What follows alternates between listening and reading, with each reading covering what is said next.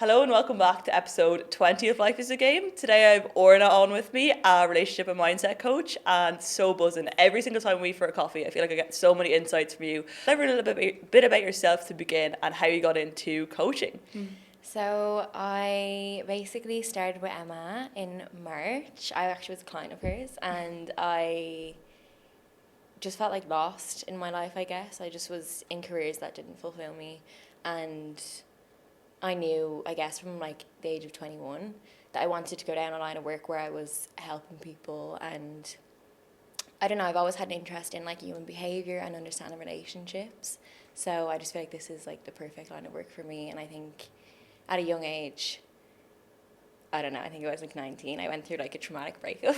Yeah. It was like a really immature breakup, and that kind of was the catalyst to my growth in terms of like mindset and then understanding relationship dynamics. Love So, that. I yeah, absolutely love that. And even from that, you said the breakup was kind of the catalyst of all of that. I feel like sometimes the lowest points in life can lead to the most growth. Yeah. But talk me through that and that experience for you and like how that led you to evolve and grow. Yeah, so basically it was just an immature relationship, like I said. It wasn't anything to do with the person, but I guess your first relationship is like the biggest trial run, and you see all your insecurities come to the surface, some like your childhood and stuff like that. It was just quite toxic. Like there was like cheating happening, and I would just always go back and run back, you know, because I didn't value myself. And I'm pretty sure he broke up with me like 8 times. Oh my God, that's crazy. And each time I would go back and I was like, oh, whatever, it'll be different this time. And then, you know, my sister told me this really good quote. It was like, we accept the love we think we deserve. And like that really stuck with me. And then I think from the last time I got broken up by, I was like, you know what? Like, what am I actually doing? Yeah. What am I doing? Like, madness is doing the same thing over and over again and expecting a different result. So I was like, I actually can't do this anymore. And I just broke away from it. And then I realized how little I settled for in that. And that was just, I kind of like dug deeper into why I did. And, you know, I think the first like self-help book I read was Good Vibes, Good Life by Bex. That was my first one too. That literally changed my mindset. That was my very first one. I think it's just because it's like so broken down in like a simple way, So and simplistic. it touches on like your mindset, touches on goals, touches on relationships, Manifestation, law of Yeah. vibration and all that. Yeah, literally. I think my sister actually got me that book, and she wrote That's like so a cute. message in the front of it, and she gave it to me, and I was like crying, but it's the best book ever. It's like my Bible. I would like recommend anybody to read that who Yeah, for anyone listening, Yeah. Good Vibes, Good Life. if you're just like unsure of like how to get started on like mindset or relationships, like that's the book I'd recommend. But yeah, so that was basically the catalyst of my journey. And talk me through that process or like the mindset behind, like, as you mentioned, like always going back. I'm sure there's so many people listening that are like really attached to someone, we'll say at home, like a boyfriend or a girlfriend, and they just can't pick up enough courage within themselves to leave that relationship. What would you say someone going through that know they deserve more but just can't seem to get themselves out of the situation they're in? I would say to kind of look at why you're doing something. Like, have you placed this person on a pedestal? You know, I think we do that a lot in relationships, especially if we feel like, for me anyway, in that relationship, I was an anxious attacher. So what I tended to do was place my ex-boyfriend on a pedestal. I thought he was better than me. Without his love, I didn't feel like I was worthy. I would constantly fear like he was going to leave me, and he did all the time. So that didn't help my fears, you know, like that they were already inside me, and then they kind of just kept manifesting. But I think the first thing to do would be, why do you feel like you need this person? Like, ask yourself, why do you feel like you need this person? Take that person off the pedestal. So make them a real person. You know, it's like, see them for what they are, especially if you're in like a turbulent time. Obviously not just like a healthy relationship, but a turbulent relationship. Like, look at what you're getting from the relationship. Look what needs of yours are being met. And I think if you actually write this on paper, for me this helps. If you write it on paper, you're like, you start to see the person for what they are and not this like fantasy in your head. So that is like the first most important thing I'd say to do. That's so good. I love that. Get around that. And I feel like even from like my past experiences with placing people on a pedestal, I feel like a lot of the grow you have for them, a lot of the love you have for them is their potential and not actually who they are. Yes. So you're in love with what they could do for you, or you're in love with like maybe what they used to do for you. Yeah. But when you strip it right back down, it's like, what are the facts in this situation? Yeah. What is this person right now sitting in front of me or standing in front of me? What do they give me? Yeah. And when you strip that right back down, it's a lot easier to see the situation for what it is as opposed to what it could be or what it was, I think. No, that's so true. I think like I seen actually a good post on Vex King's Instagram. He wrote the book that we talked about. Yeah. And it was like when I was 19, it was like we fall in love with somebody like the character from a movie.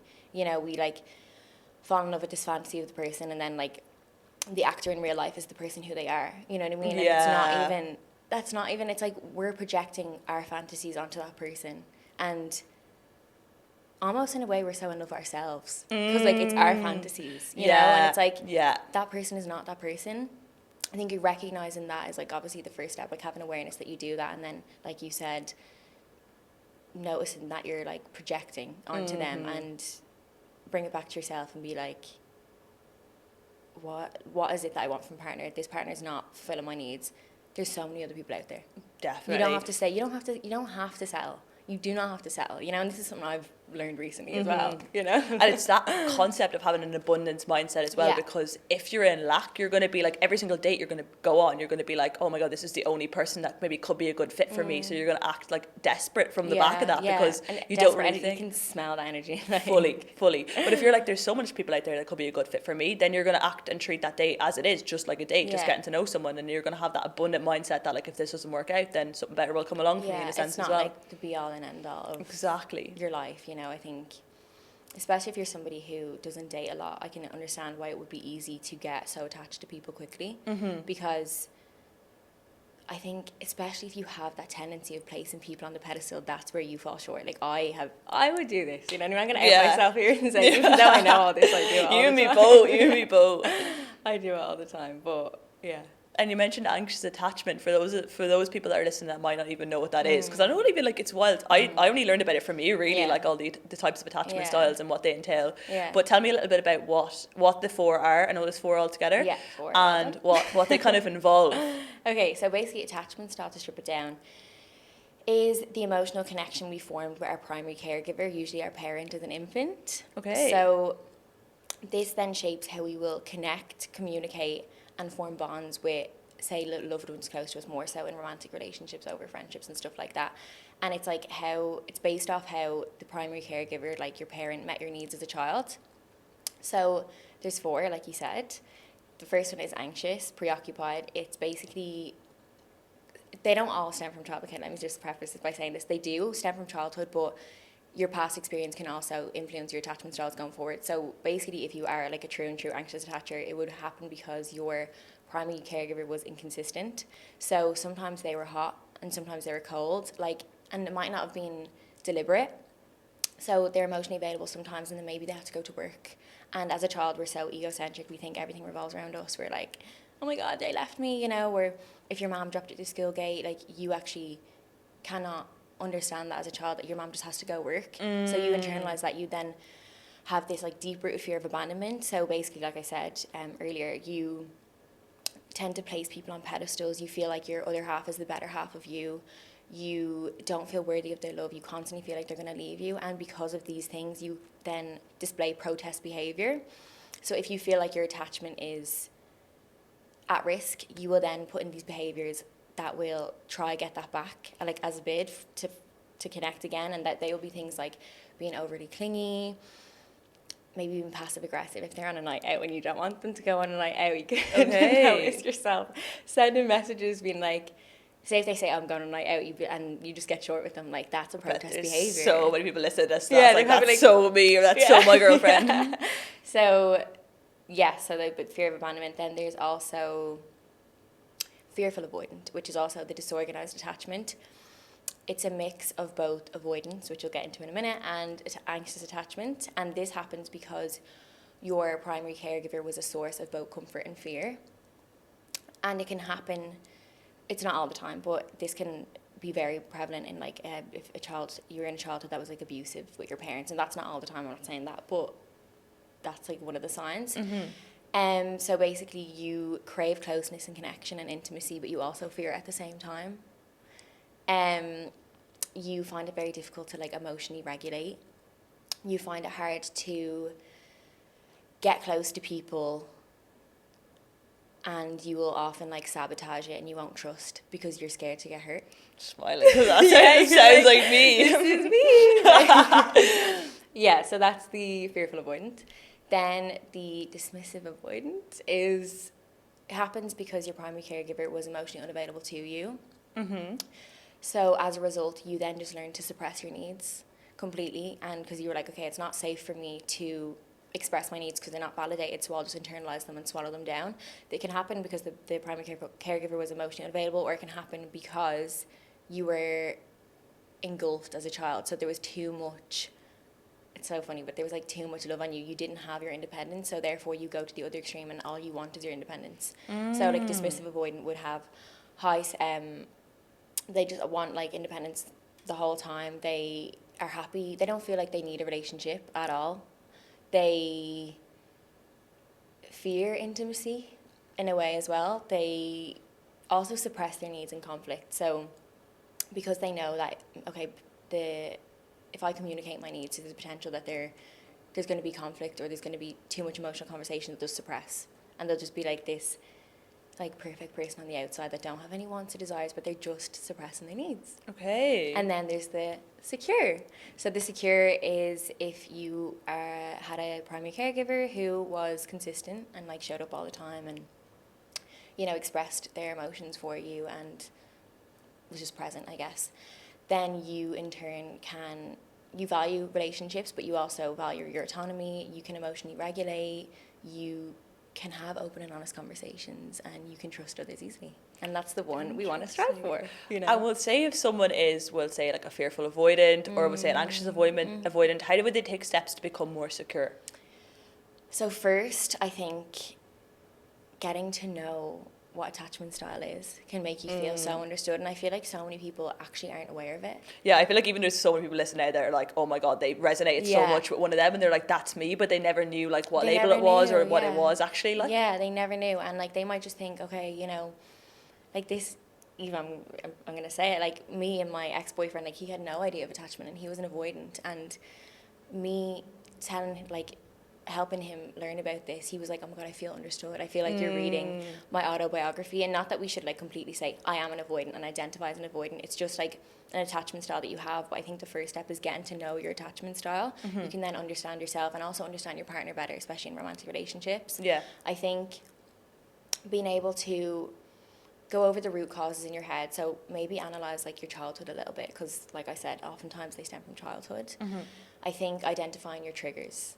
So notice when you're triggered in a romantic relationship. Say if you have, like I said, an anxious attachment style, if your partner is going on a night out and maybe you've been previously cheated on, or I think this can just trigger a fear of abandonment in a relationship. That is a big trigger for you. Maybe him going on a night out and him taking a while to text back.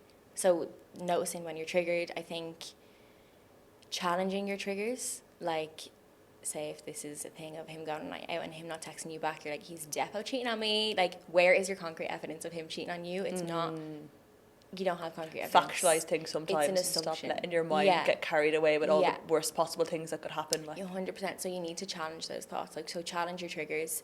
I think if you're in a relationship, having that open and honest conversation with your partner, I think especially just take anxious attachment. If you have a tendency to go more anxious, you need to be able to communicate that to your partner, and not communicate like that they need to validate you and fix you, because you need to fix yourself first. But you need to be able to have the open, honest conversation with your partner and say, look, when you go on a night out, I feel quite anxious. Like, if you could just give me some reassurance, like it's not bad, but keeping that open line of communication will help soothe you, whatever attachment style you have. And then also, if you're really, really struggling, I think like seeking help externally as well is like nearly like one of the main things to do if you really feel like you're in the depths of your attachment style. 100%, like just to get to the root of it. And even like that's the thing with everything in life is like if you're getting really bad sleep, you can't fix it by just drinking loads of coffee. You have to get to the root cause of it, which is getting more sleep. And the same with this, you can't just like fix these things sometimes by like putting a band-aid on it. You have to actually get to the root of what's actually happening or where it's stemming from to get over it in a sense. 100%. And it will keep playing out. Like you think you're winning by, say, if you're like, right, I'm just gonna like toss this relationship because like you feel all these emotions inside your body, you feel all these triggers, and you're like, right, she or he is not the one. Like, it's gonna come back to bite you. It's gonna keep happening. It's gonna keep happening. It's gonna keep happening. You're gonna be like, why? Because you're not looking inside yourself and you're not dealing with the actual issue. The whole I love is like the same lessons will keep repeating themselves over and over and over again until they're eventually learned. Yeah, and like in saying that, everybody's always going to get triggered no matter what attachment style you have. Like, I think it's important to say that, like, even secure people, they get triggered. We're human.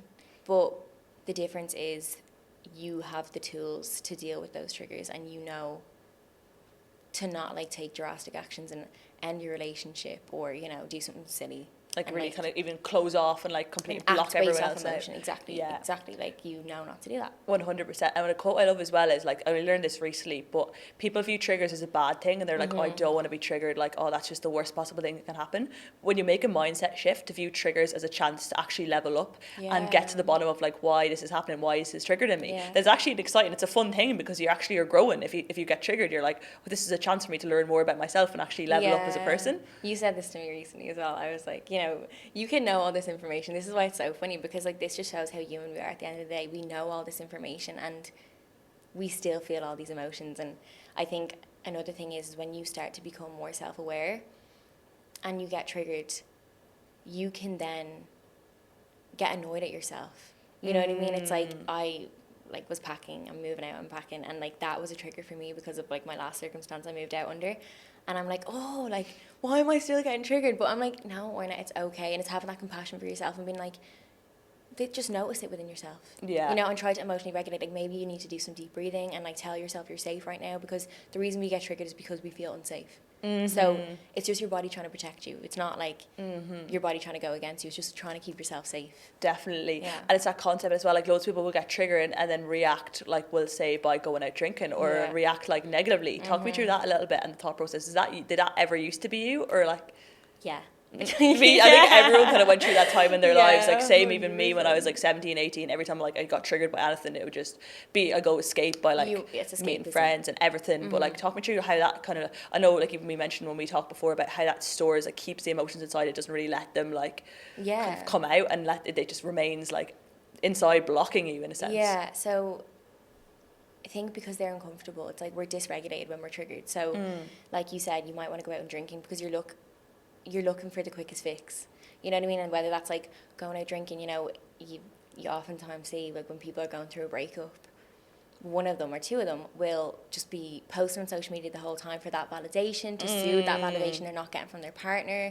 They will go out drinking to, like, numb any feelings they have, and then in turn you probably will end up doing something you regret, like seeking validation externally, like one night stands, stuff that don't actually fill that void within you. Yeah.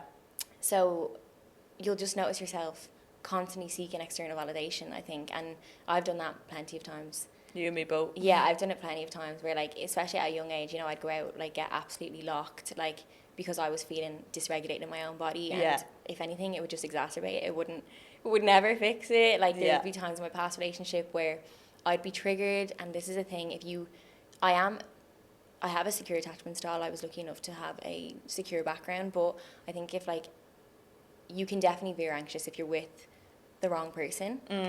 So I would notice myself starting arguments, and that's, like, a protest behavior you will do if you veer anxious. It's like you'll feel triggered, so I'd be like, okay, fear of abandonment, and then I'd notice myself start an argument to try regain connection, and, like, you know, to hear certain words I wanted to, rather than just having that open line of communication saying, I don't feel very good on myself right now, like, I'm feeling a bit anxious that you're going to leave me, like, can you just, like, reassure me? And, you know, instead I'd be like, no, like, asking stupid questions, just, like, being triggered and acting from that trigger, and I'd push that person further away from me. And it's only in hindsight, getting out of that, I'm like, oh, it's the wrong approach. It's the wrong approach. Literally, so much learning to be taken from those situations, though, like, is. 1,000,000%. And even that concept that, like, when you get triggered and you escape through, like, drinking or through, like, whatever source you escape by, seeking validation externally, if you don't actually sit with the emotions that you're feeling, whether that's, like, been upset over a breakup or something like that as well, if you don't actually sit and process them, they're going to stay stuck inside.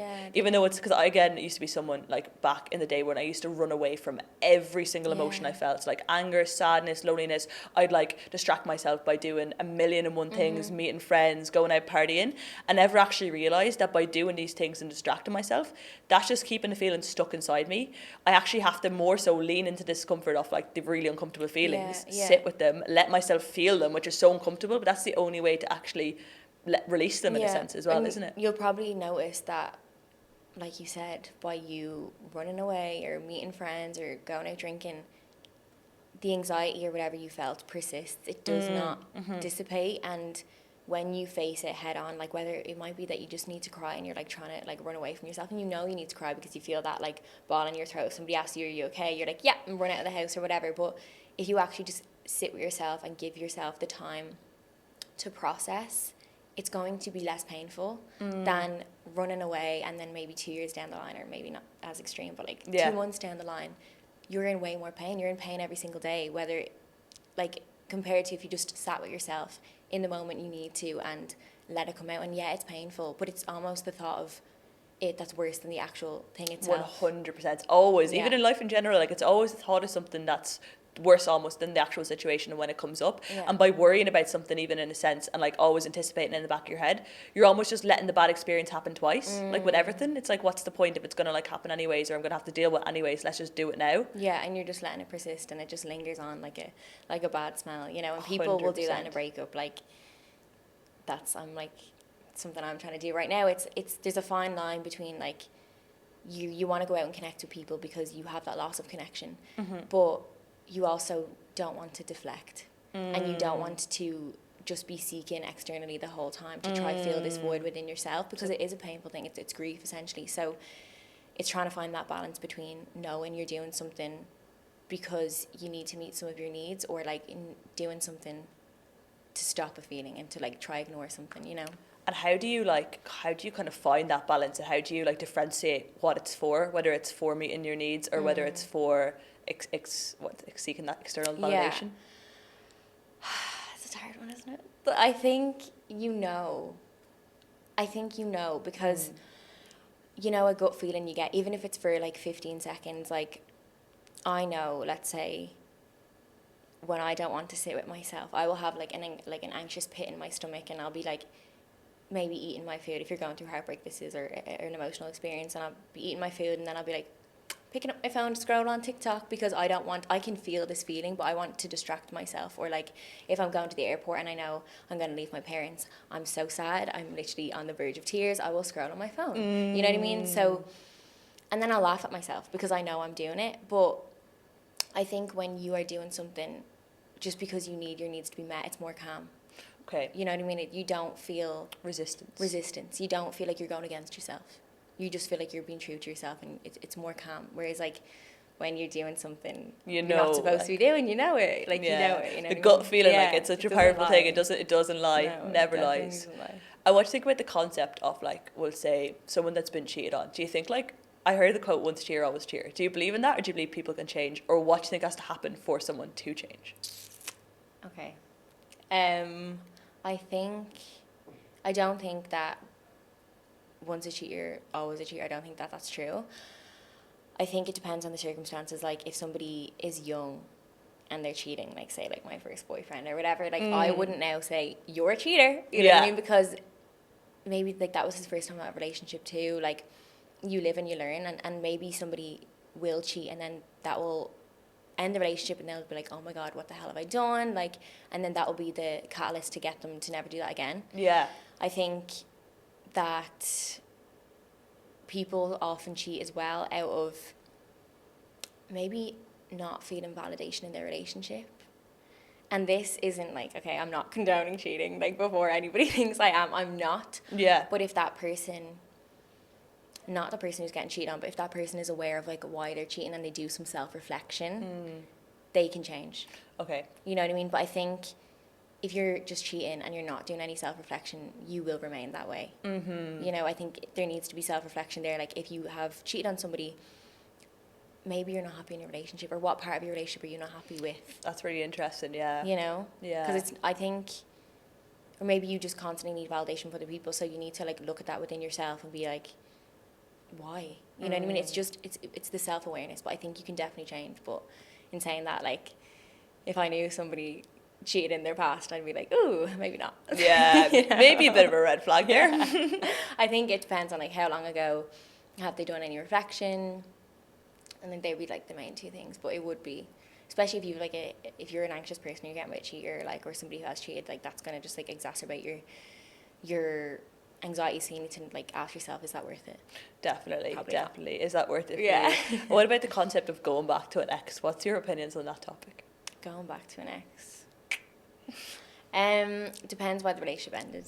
I think if you have tried for a long time and it's still not working and there's been no growth there, I think you definitely need to consider the amount of time that has passed. Mm-hmm. So if it's been, let's say, 2 months and your ex comes back to you, I don't think enough time has passed for the reflection and for the growth to happen. I think if there's been a year, but there's been self-improvement, and you know there's been self-improvement and there's proof, like, you know, you have to, like, weigh up the risks here. You know, I think you'd need, like, concrete evidence that there's been self-improvement done, but I guess the only true way you're going to find that out is by going back to them. So I think it's just, like, it's personal. Like, I think it depends on why the relationship ended, depends if there's been growth there. And if it just had, like, a really toxic relationship, I think it kind of tarnishes things. Like, say if it's, like, 4 years of just toxicity, like, it's very difficult when you go back into that to not fall into those same patterns. No matter how much work you've done. So I just think you need to weigh up the risks, or else just, like, sack it off and just move on and, you know, find someone better suited to you. Interesting. Yeah, what would your opinion be on that? What would my opinion be on that? Would you agree with it? I always say, like, no, I'd never ever go back to, like, personally myself. I'd just be like, what's done is done for a reason, and then something better is going to come along. But that's just my personal opinion. I've never really thought about it in too much depth. But it's hard until you're in the situation. I think you don't know. Like, I mean, when I, like, one of my first relationships, I just, like I said, I went back 7 times. You know, nothing changed, and it was young. It was a young relationship, but I just, not to say that. I mean, I'd have to know there's concrete stuff then there as well, but then, like, it was concrete work done there, but you mightn't want them back when they come back. You might have grown in the relationship, so much, and they might have been able to come up and meet you, and that's why you've broken up, and then they come up here and you're already gone here. So then you're not gonna you're not going to be on the same wavelength then. That's so true as well. That's mad. And you always remember, I feel like even looking back on past relationships, it's so easy for people to remember, like, all the good memories and, like, romanticize the relationship to the grave and not actually think about like the pits times and all the stuff that they actually done. I know even one of my friends is, like, so bad for this. Like, she'll look back and, like, be like, oh my god, it was such a good relationship, and I'm, like, reminding her of all the time she was crying to me. I'm like, remember this. Like, people just don't remember that. Why do you think that is? I think when you're fresh out of a breakup, for sure, your love goggles are still on. I even remember, like, we had this conversation a while ago, and you're like, okay, we're going to help yourself here and, like, write a list of what you weren't getting from your relationship. And I was like, no, there was only one major thing.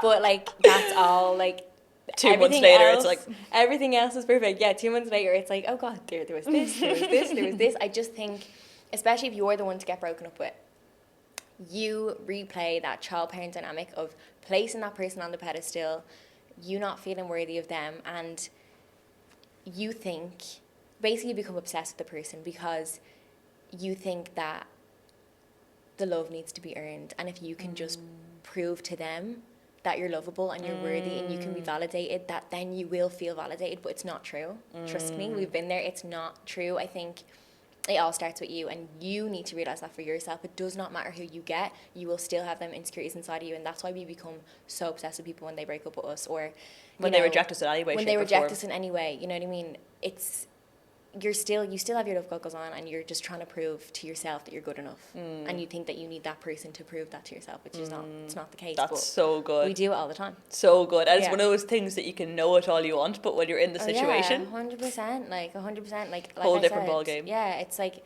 I've, like, recently gone through a breakup, and it was hard, but I noticed myself when the relationship ended that I needed, like, it was almost like I could feel the child in myself coming to the surface. It was like 2 of me, like the adult Orna and the child Orna, who was like, the child would just want to be validated by this person, and they would see this person and they'd be like, talk to me, you know what I mean, like, love me, and my adult self would just take a backseat and be like, you know, I'd have all the logic in the world, but it just wouldn't come to the surface. So that is always natural at the start of a breakup, but it's like, as long as you don't keep doing that and you put boundaries in place to not be like that, even if it's going against what you want to do in the moment, I think once you put a healthy boundary in, that's a vote in favour of who you want to be, and which you always say, and it's a vote in favour of, like, you're respecting yourself, you know, and you're not going against yourself anymore. And like, I think when we constantly try to seek validation externally, you're going against yourself the whole time. You're proving to yourself you're not good enough. Like, you are. You know? really are. Yeah. And even on that note, we'll say someone who just wants to have that like value themselves and wants to have like that self-respect, like really wants to be that girl, but just feels like they're constantly settling for less. How would you recommend someone approaches that to like try and increase like how much value they have for themselves and how much self-worth they have? I think the first thing that you need to realize, which is tough, is that you need to love yourself more than the need to be loved by somebody else. And this is something I have tattooed on my arm. Not that whole thing, but it says, first love yourself. You know, because everything starts with you. And if you do not love yourself and you do not care about yourself, you will attract from that place the whole time. I think it's very difficult to get there, but like I said, it's even if you don't feel like that right now, it's putting boundaries in place. So say if you know something's wrong, or you know you're accepting less, it's starting with taking the person off the pedestal. Like I said, it's writing the lists. It's maybe if they break up with you, sack them off, like leave them alone, like don't try run after them. And even if you don't want to do that, it's, you know, you have to do it. So it's just putting those healthy boundaries in. And if you're a people pleaser, like I would be like this, it's like somebody does something bad to me and I'm like, okay, and then I'll put a boundary in place and I'll be like, oh my God, I can't believe I did that. That was so mean. Like somebody's just broken up with me and I tell them I don't want to speak to them anymore. And I'm like, what a bitch. I am awful. But it's like, no, even though in that moment I don't feel like doing that, it's doing that because I know I need to do it. And then once you know you need to do that and you keep doing it and keep doing it and keep doing it, you get more confident in yourself. Like we always say, yeah, it's evidence-based. It's evidence-based. It's like, I think that's like the first step is putting in those boundaries and creating a routine for yourself outside of that person, because then you know you have stuff to fall back on and your life is not centered around them.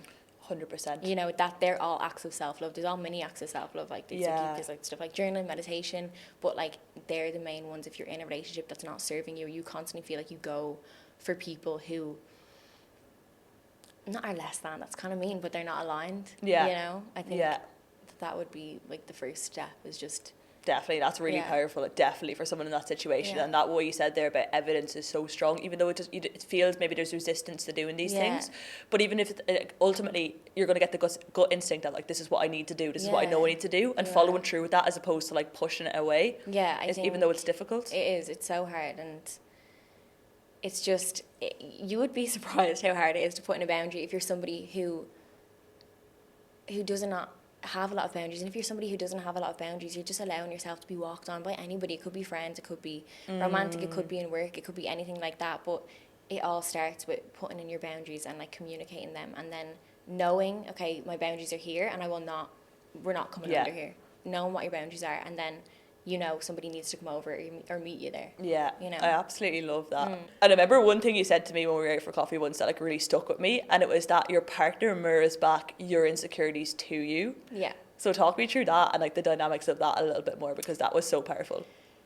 Okay, so basically, I think if you want your relationship to succeed and you want to be self-aware, you need to ask yourself what insecurities of yours have the potential of ending the relationship.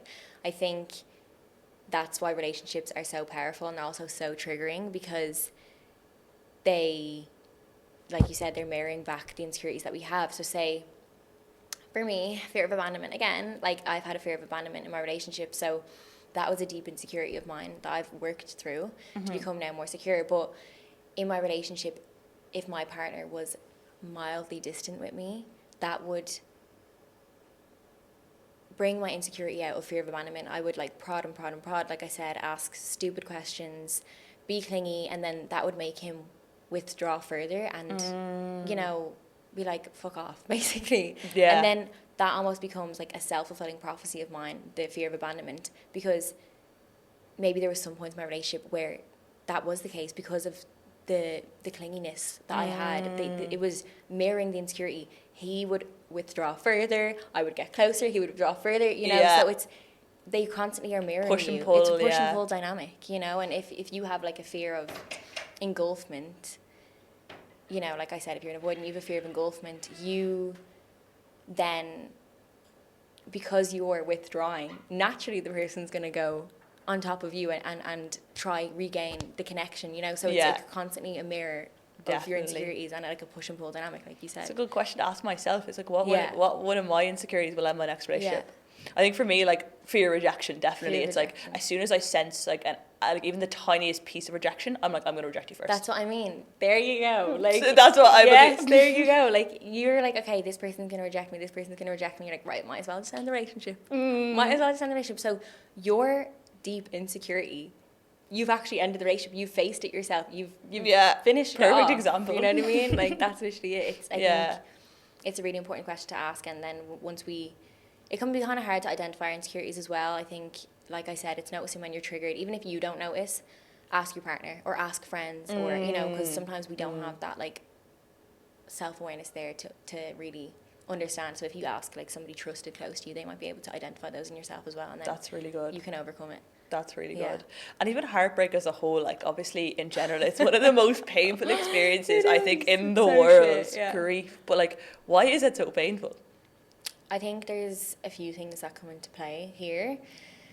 There's the chemical elements of it. So when we're in love, our brain is like producing, you know, oxytocin, serotonin, dopamine, like for bonding. We're on top of the world, like we're feeling the best of this person. And then once the heartbreak happens, the person separates from us, we have a plummet of those neurotransmitters. And then it's also cortisol is absolutely floating around our body like there's no tomorrow. We're feeling sick, like that's what you get, like the anxious feeling. You don't want to eat, can't sleep, like, you know. So there's those elements, but there's also the grief element that comes into play. So like, you're grieving the person, you're grieving the potential future you had together, like maybe you had plans together, you're grieving parts of your daily life, you know, because if you're in like a long-term relationship or a serious relationship, like that person's going to be so integrated into your daily life. So it's almost like relearning how to live your life without this person. And it doesn't matter how secure you are. I think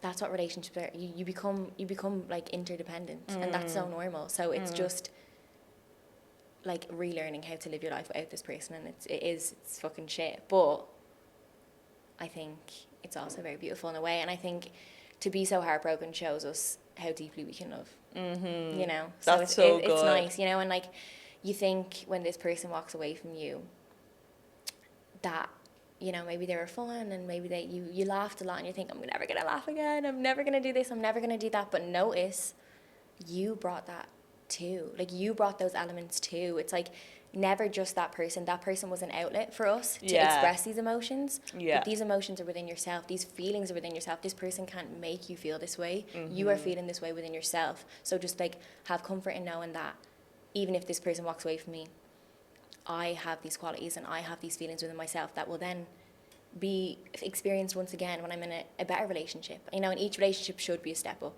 That's so good. Yeah. No, I absolutely love that. And even I'm sure there's people are going to be listening to this that are like going through, like, whether it's an end of a situationship or end of a relationship, that are feeling that like heartbreak, the awful shit feeling of heartbreak. What would you recommend would be your first 3 things to do if you're going through like a really bad heartbreak to get back to yourself or get your spark back? I think first one, it's horrendous, you're not going to want to hear it, but it'd be to just sit in the emotion. Harsh truth. Yeah, it is like, don't try run away, like allow yourself to wallow. Like I'd even recommend, especially if it was a serious relationship, I know they say, oh, distract yourself, but no, like in it down the line, don't distract yourself in the moment. Like I cried for 28 days straight.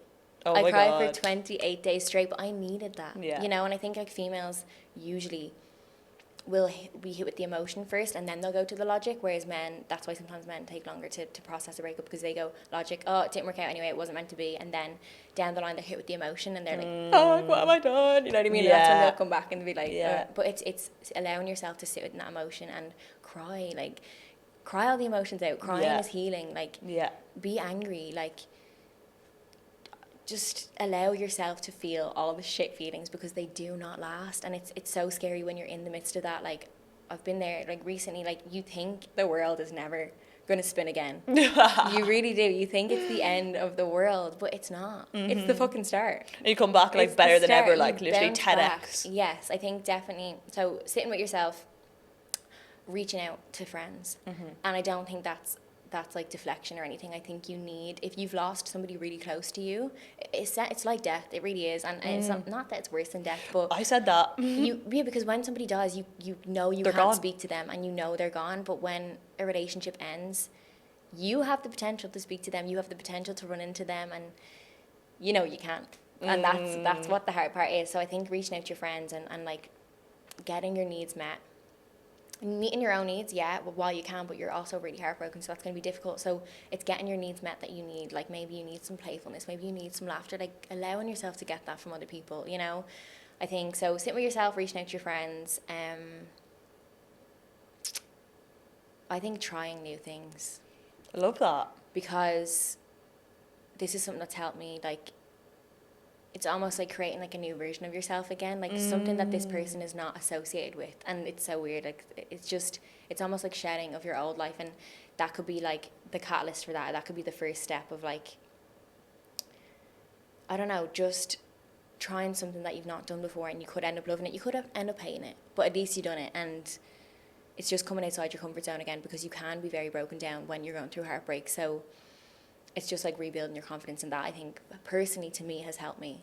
I love those that. three main things, definitely the first two anyway. I absolutely love that. That's Yeah. so valuable. And I even think from that, like using the lens of like your 80 or 70-year-old self in terms of like making decisions, like try new things. If you don't like it, you don't like it. At least you tried it. At least you got to experience it. Like life's for living in general. Get every experience you possibly can. Yeah, and I think, like we always say, like people just stay in their comfort zone because it's comfy, it's nice, and then like no growth actually happens there. And that's why like we say like the worst things in life, like death of somebody, heartbreak, losing your job, like you, maybe those things, and maybe not the people, but like the situations are your comfort zones, and you're being forced out of them, and that's where the growth The will best happen. things in life happen, You know? when like those things, and then how you react to them, and if you push your comfort zones, you will just You will exceed. excel. Excel. Sorry, exceed. Exceed.